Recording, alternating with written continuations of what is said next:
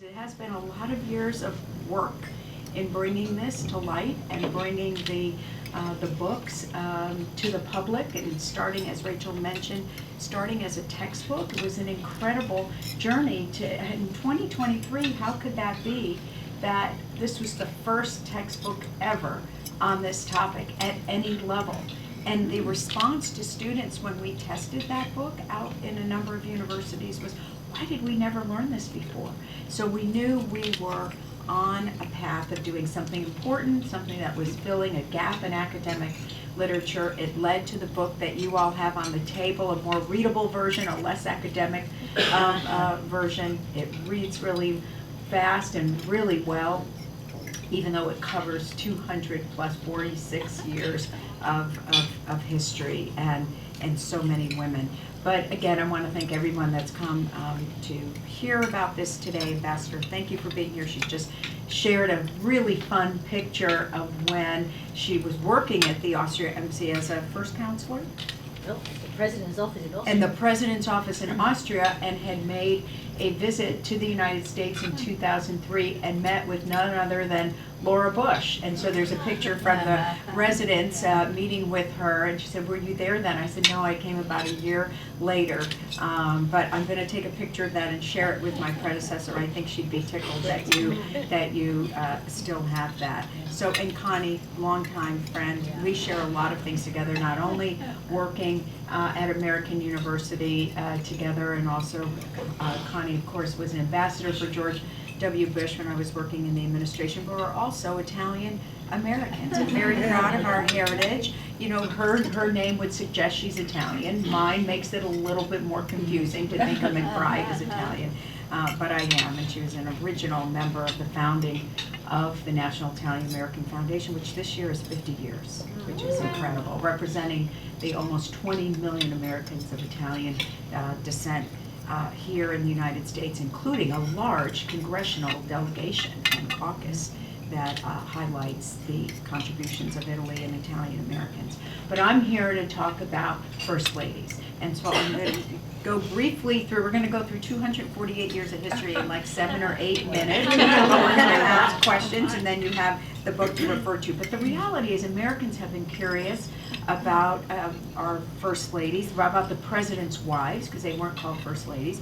But since May of 1979, when Martha Washington traveled to New York, our nation's first capital, she went by barge from Mount Vernon to New Jersey. Her husband then met her, brought her over to the new capital. He had already been elected and sworn in as president. She did not come until months later, because it was Martha's responsibility to make sure Mount Vernon was left in good hands. So she arrives at this temporary capital of New York, and along the way, along the route, there were crowds that came to see her and see the president's spouse. Of course, George Washington was already famous and revered for his role as the general of our Continental Army and then the Revolutionary Forces. But she broke with convention for a woman of her time and actually gave an impromptu speech. And now, of course, modern First Ladies are all over the internet, all over social media, much more active than, of course, First Ladies in the early founding of our country. But the study and influence of First Ladies on American society is a relatively new topic. And First Ladies are having their moment.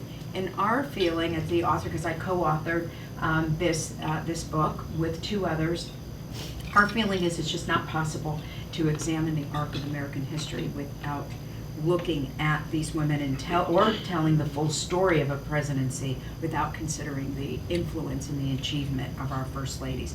So over the last year and a half, we've co-authored these 3 books. This one, we drew inspiration from Abigail Adams for the title, who had admonished her husband, John Adams, when he was in Philadelphia as one of the drafters of the new Constitution of the new nation. She admonished him to remember the ladies and to be kinder to them than your ancestors had been. If not, we would foment rebellion, she said in one of her many, many letters. The correspondence between John and Abigail Adams is extraordinary.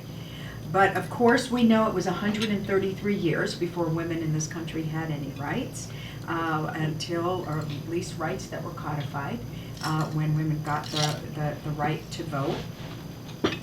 And so it just shows you her outspokenness and also how ahead of her time that she was.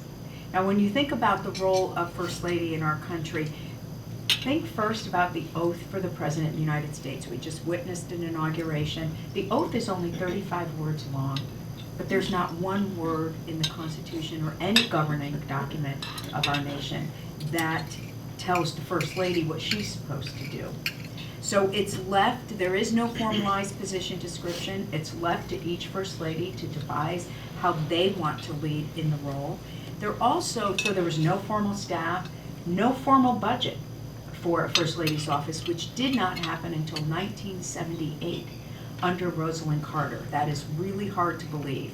But in Rosalind's memoirs, Mrs. Carter's memoirs, she describes the only fight she ever had with her husband, Jimmy Carter, was on her desire to expand her office, expand her staff, because he gave her an initiative to run, which was the Mental Health Commission. But he campaigned on cutting the White House staff in the post-Watergate era. That's what he felt the presidency had become too large, too imperial.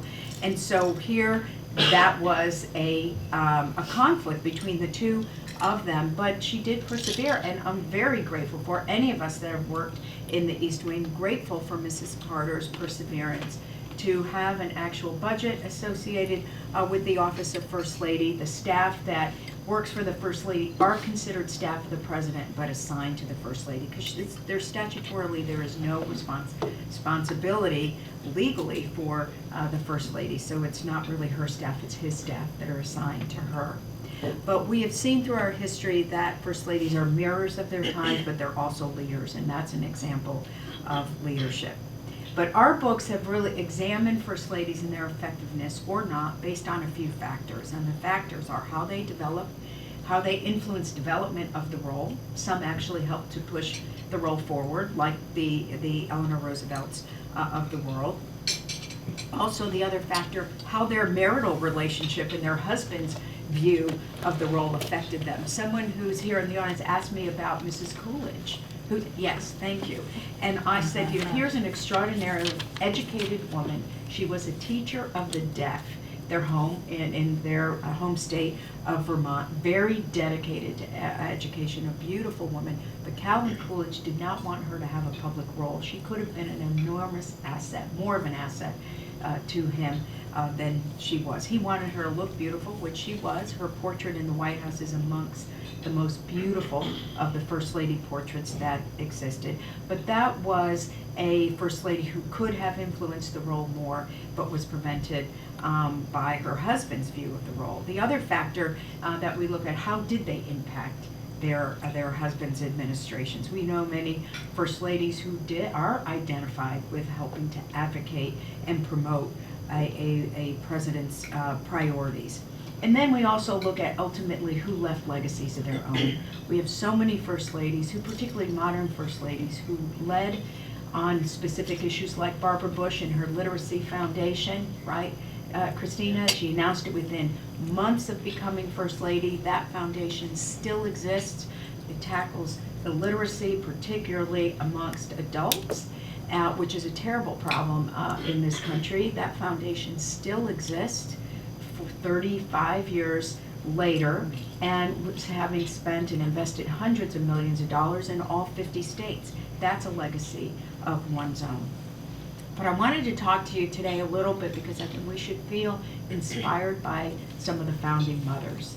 And the first three, Martha, Abigail, and Dolly, how they established the role, the burden of setting precedent, of course, fell most on Martha. But these are the women who taught us how to operate in a new republic. A country like this had never existed before. This form of government had never existed. These three women were devoted to our struggle for independence. They witnessed it. They sacrificed for it. They knew there was no guarantee that this new nation would survive, but they were committed to their husband and the nation's success, and they did whatever was necessary to ensure both.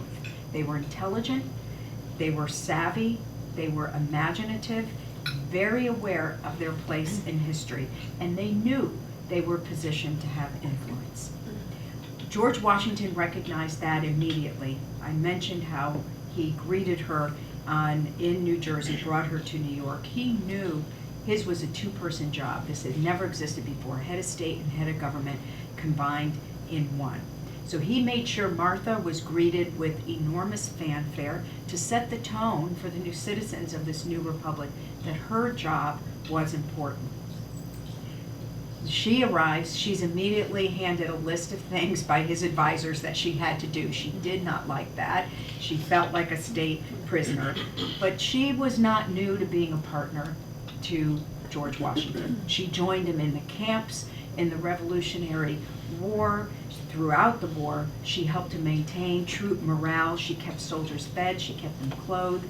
One thing that was so interesting about Martha Washington, again, someone who was ahead of her time, Martha was a widow when she married George Washington. She was left a considerable amount of money by her deceased husband.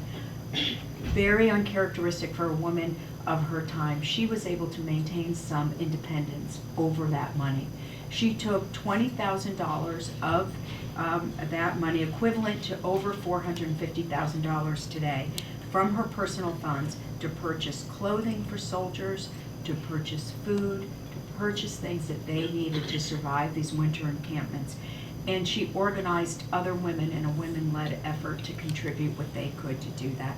That's remarkable that she was able to maintain a level of control over her wealth. Not a common practice, but also an example of the profound devotion to the new nation. Both of them set precedent, of course, for this role. They created a model of presidential partnership in a new republic where now power was in the hands of the people. She used her social events to learn what was taking place in the nation's capital, New York, and later Philadelphia, and exerted influence that helped her husband. That's a prime example of soft power of a first lady. The Washingtons' domestic life became part of their public legacy. Second Lady Abigail Adams, who learned from Mrs. Washington, but did not like being consigned to keeping quiet behind the scenes. She was much more vocal. She was criticized for it. People knew she was an advisor to her husband. They called her Mrs. President, and not in a positive way. She tried to follow Martha's social role, but she was reluctant. She had a sharp, inquiring mind. For a woman of her era, she was extremely well-educated, self-educated. Really, it's something her father wanted her to be educated. She had a passion for politics. She was clearly John Adams' closest confidant. She tried to influence opinion of her husband. John Adams did not enjoy the same level of reverence that George Washington did. John Adams won his election by 3 votes. And so his entire tenure was difficult. It was challenged by even his own vice president, Thomas Jefferson.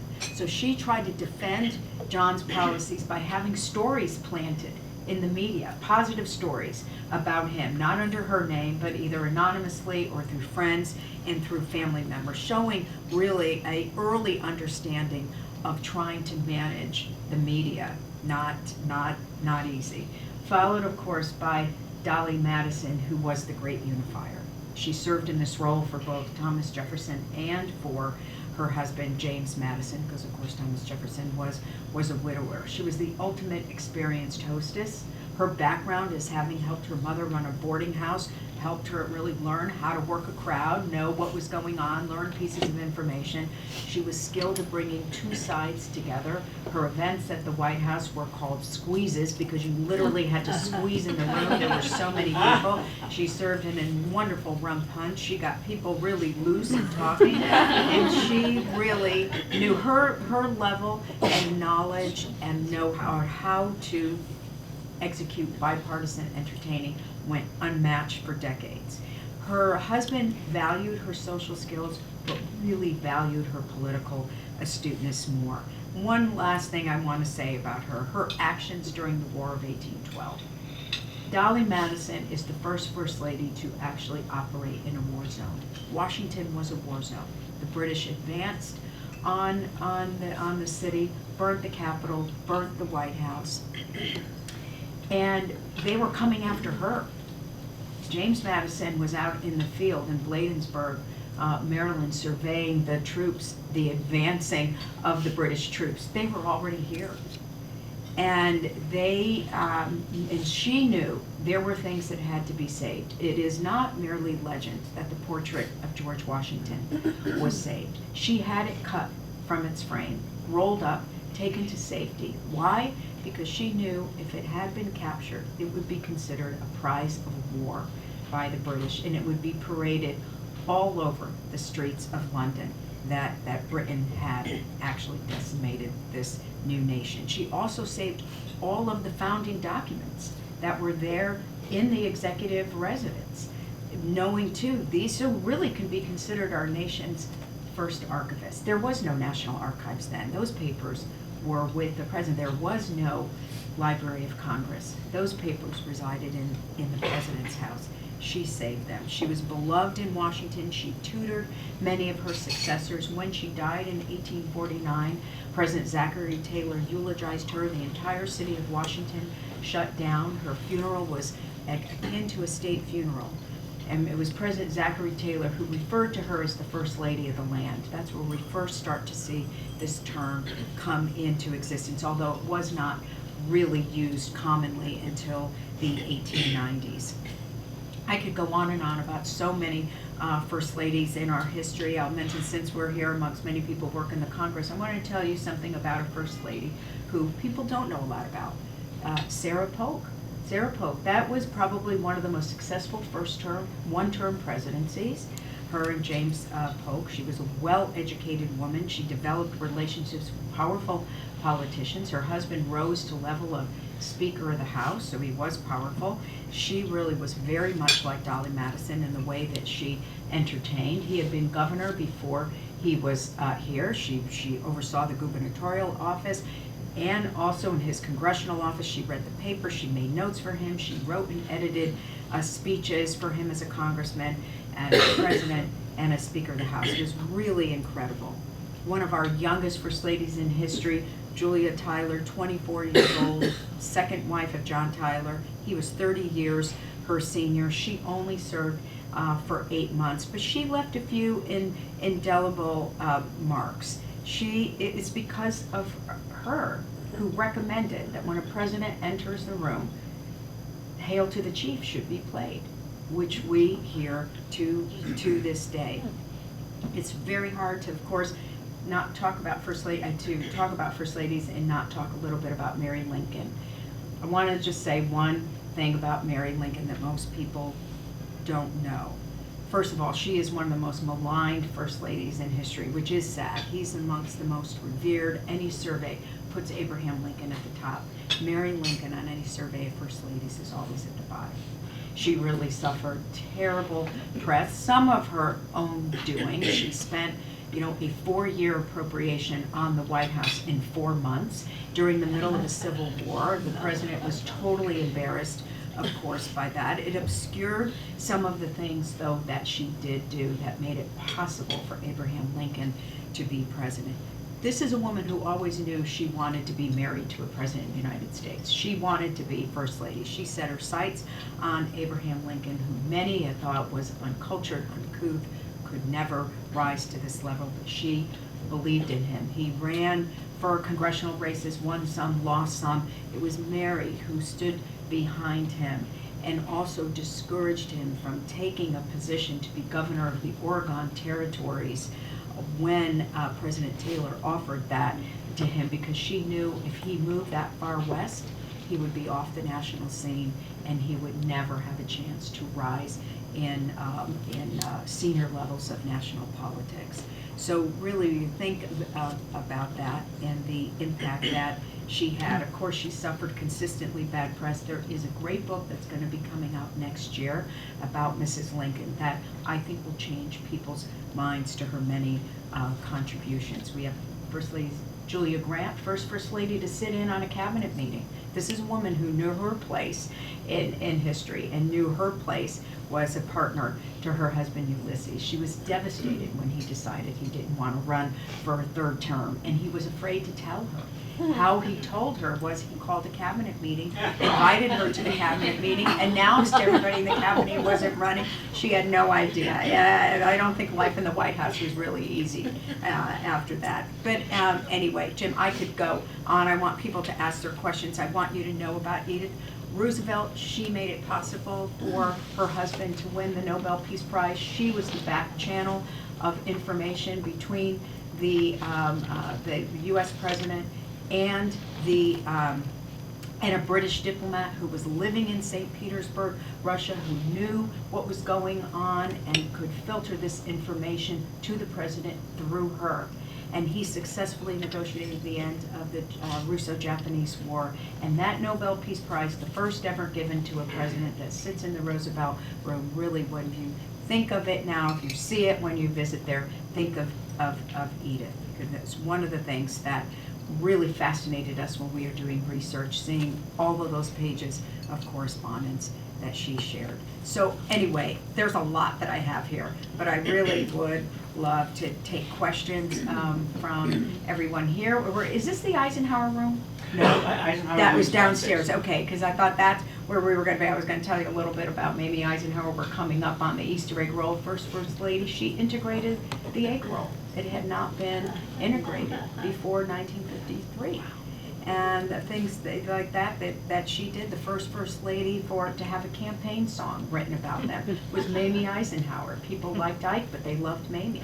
And she really helped have an impact. The first ladies of the World War II era, who were mostly Republican women, Pat Nixon, Betty Ford, Nancy Reagan, Barbara Bush.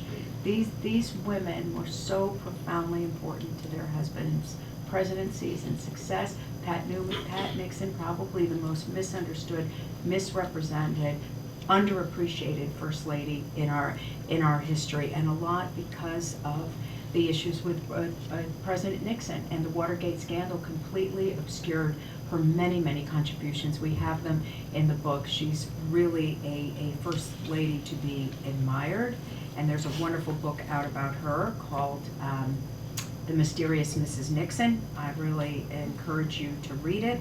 And it brings us, of course, to today with Mrs. Trump, the second time in our history that a first lady comes back in a non-consecutive term. The first time had been with the Clevelands. And, she set a standard when she came the first time. People criticized her for not wanting to move here right away. I looked at it in a different way. I looked at it that this is a position that everybody gets to rewrite in a way that suits them. And there is no salary for this. As Ronald Reagan used to say, actually, he said you only get one job in the federal government for free, and that's the first lady. So they do get to pick and choose what they want to do. Pat Nixon called it the hardest unpaid job in the world.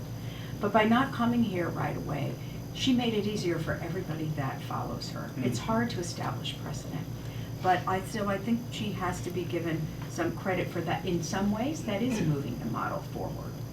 And again, as the only second foreign-born first lady, she holds a place in history. I think she's much more confident coming back this second time. She faced a very hostile press, again, like Pat Nixon in a lot of ways because of the unpopularity of her husband.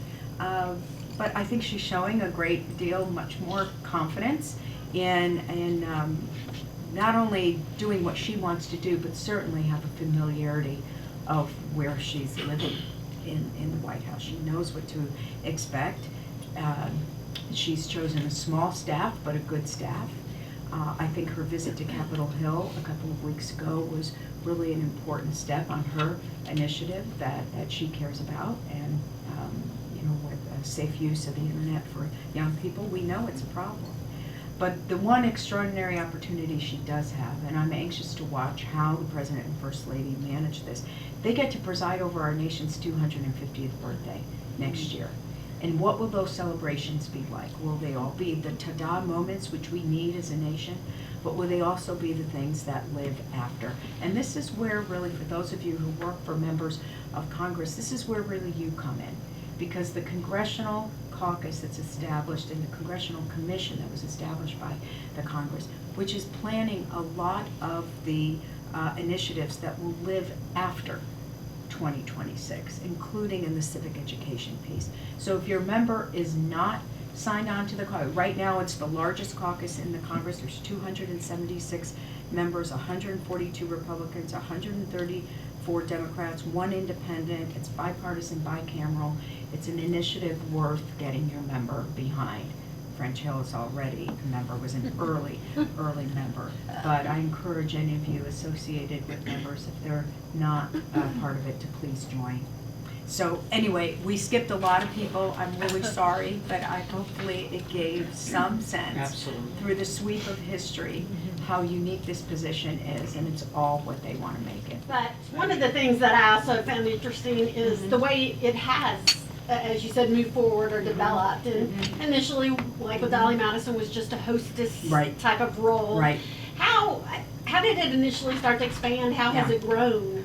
There are a couple of inflection points for the position. Edith Roosevelt being the first to hire a professional staff member to her team, but was a social secretary. And she needed that to manage the major social events that she had to preside over, but also she had 6 children in the White House, 5 of her own, and then, of course, Teddy Roosevelt's daughter, Alice, from his first marriage. So balancing that schedule, also feeding information to the media that were relentless to know what this new family was like. So that started to professionalize the role. The next that we really see a major step forward, of course, is Eleanor Roosevelt. But she had 12 years to be a first lady. She was extraordinarily active. She really pushed the envelope. FDR did not want her to have a public role at all. And she felt that coming into the role of first lady would be the worst time of her life. She was already a paid speaker. You know, she was making money on her own. She had a radio show. She had a newspaper column before becoming First Lady. But she persevered. Within weeks, she found a way to have a role. She hosted the first press conference by a First Lady, only female reporters, because the female reporters were not admitted to the president's press conferences. So she started hosting them in the White House on the state floor, and over her 12 years did over 340 press conferences with female reporters. She got very involved in the New Deal initiatives. She was his eyes, ears, and legs. His advisors and he too began to realize the value that she added, not without her problems, though. She pushed some initiatives that certainly were controversial, but this was an activist model of the role. We didn't see a revival of the activist model of the role until Lady Bird Johnson, who also, this is a woman who owned radio stations in Texas. She was a wealthy woman from her own businesses. She was a graduate of UT Austin in journalism. She knew communications. She used to rate her husband's speeches. In fact, there's audio tapes at the National Archives that are hysterical. He would always ask her after speech, so what do you think? And there's one where she says, well, I'd give it a B at best. And he was not happy about. This is when recordings were still taped in the Oval Office, of course. But she, you know, was a champion for conservation. The Highway Beautification Act was really, a lot of it was due to her lobbying behind the scenes. When the bill was signed, the president handed her the signing pen because of all that she had done. Betty Ford was an activist and on ERA, but also her legacy of going public with her breast cancer 6 weeks after becoming First Lady, when the term breast or cancer was not mentioned in public in 1974. And she changed the game for everyone. She wanted women to see and to know they could live their lives after this. And in fact, you know, the medical community will tell you that women's health in this country is measured in 2 timelines, before Betty Ford and after Betty Ford. And that's a really remarkable legacy. So those turning points, you know, happened at different eras in our country, of course, but probably of all, the most activist was Eleanor. Very interesting. Right over here. Thank you so much Sure. for this. I'm curious, with your thorough understanding Mhm. of the historical context, Right. where would you project out into the future? Like, what do you see future Mhm. inflection points or models Mhm. looking like Mhm. for First Lady? So we've seen in the last couple of recent models, one, we've seen now a First Lady can work outside the home. That helped to really move the model forward too, with Dr. Biden maintaining her role as a college professor. We came close a couple of times in having a male, in this job. I think that's certainly something that's in its future. I think that American people have an expectation that you use the role for something positive that helps the country, that doesn't, but I think we still do have a problem of crossing the line from policy advocate to policy maker. The person that got close to that was Hillary Clinton. That didn't go so well.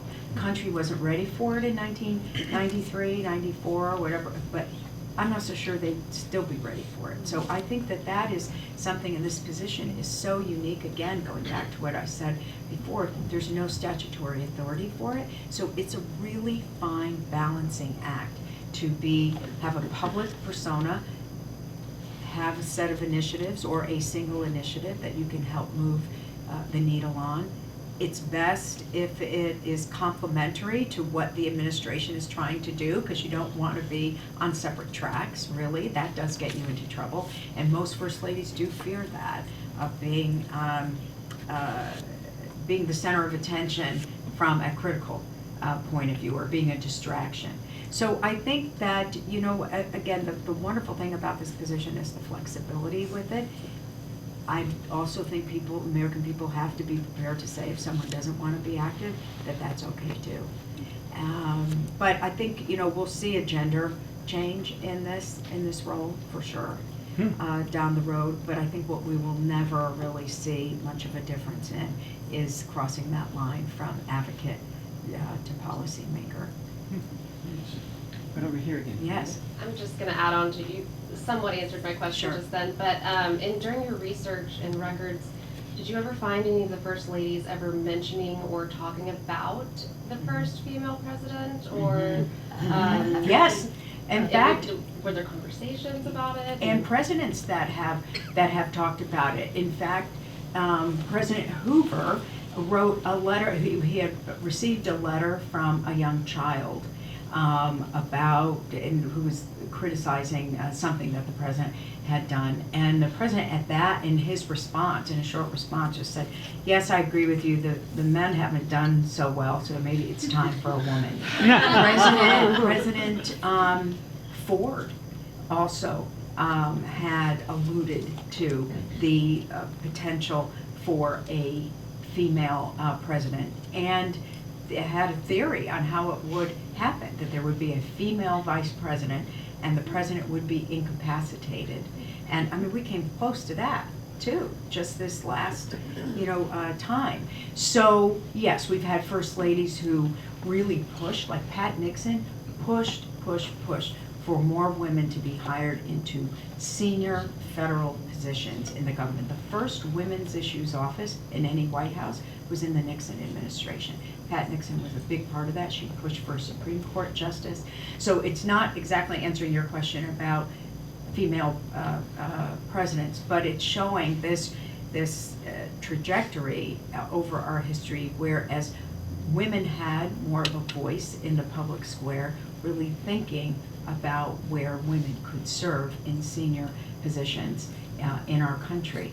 And I think, too, for people like Mrs. Nixon, Barbara Bush, too, they had a very complex relationship with the women's groups and the feminist movements. They never accepted them and others of being too traditional, and really did not give them credit for the kind of work behind the scenes that they were doing to promote and push women in leadership positions, particularly Pat Nixon.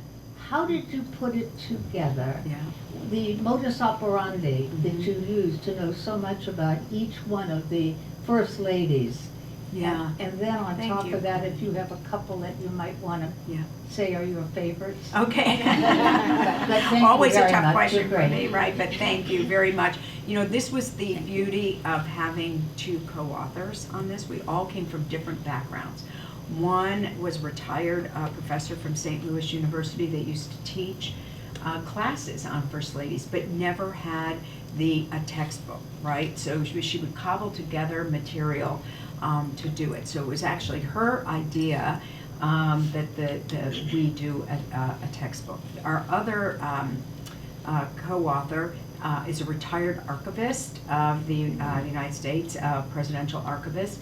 So she knew how to get access to all these incredible materials. And so and I was the one, probably the least qualified to be doing this, but I was the only one who actually worked for a First Lady and worked in a White House. I had a front row seat to history, a very, very different experience than the two of them have had. So together, you know, these three talents and backgrounds just made for an exquisite experience. Our publisher did not think that three people could do a book in the timeline that they gave us, with the requirements that they had. They said, we've worked with two authors, but never three, and we proved them wrong. We were ahead of our time, ahead of schedule, and they were really thrilled. But the amount of it did take almost 2 years to do the research, because we covered everybody, from Martha to Melania. And we decided first we would make this thematic, not all biographical and not all chronological. That's why it reads really easy when you're reading through it, looking at First Ladies through different themes. So anyway, it was a great partnership, and a lot of reading, a lot of time, and discovering the unknowns was really exciting. I think on the favorites question, that's hard. Of course, you know, and I'm always going to be grateful to Mrs. Reagan, who I learned how to act in the White House. This is a woman who women could not wear pants in the White House when we worked there. You had to be formal. You were representing the country. You were in skirts, dresses, and hose. That's just the way it was. But there was a level of formality and sort of respect for the office that I learned at a young age. I went there after college. Barbara Bush, of course, I mean, I don't have enough good things to say, you know, about her. Just so dedicated and so really interested in the people who worked there. Like, we all felt like family there under the Bushes. They're just very, very kind people. And, you know, I respect the fact that she was a woman here. Here was a woman, she dropped out of school when she was 19 years old, and then had this incredible, you know, life with her husband, and was a partner in every single thing that he did. And so it was wonderful to see that. And then Laura Bush gave me an extraordinary opportunity. I mean, I traveled the world with her, 67 countries in 4 years out of the 77 that she did total, all 50 states. She presided over a period of time, one of the most consequential periods of time in our history, with 9/11, of course, and how she comforted the nation in such a tough time. And then Katrina, you know, people don't know, we went down to the Gulf Coast 26 times after Hurricane Katrina. She was there. Every school that reopened, playground, libraries, new hotels and restaurants reopening, job training programs. She was so profoundly dedicated to helping to rebuild the Gulf Coast, but most people don't know that. Why? Because the press didn't cover it, because the president took, you know, a big hit for what happened. That's what happens when you're in leadership. But what I respected about Laura Bush, and I would ask her, how do you take this criticism of your husband, relentless all the time? She said, that's politics. You just have to have a thick skin. And she said, I know who George is. We know who we are as a family. She never took the bait. She never said an unkind word about anybody in private or in public. That, to me, is so remarkable in politics. So I think for that reason alone, other than the extraordinary opportunity she gave me, she is definitely up there in my favorites.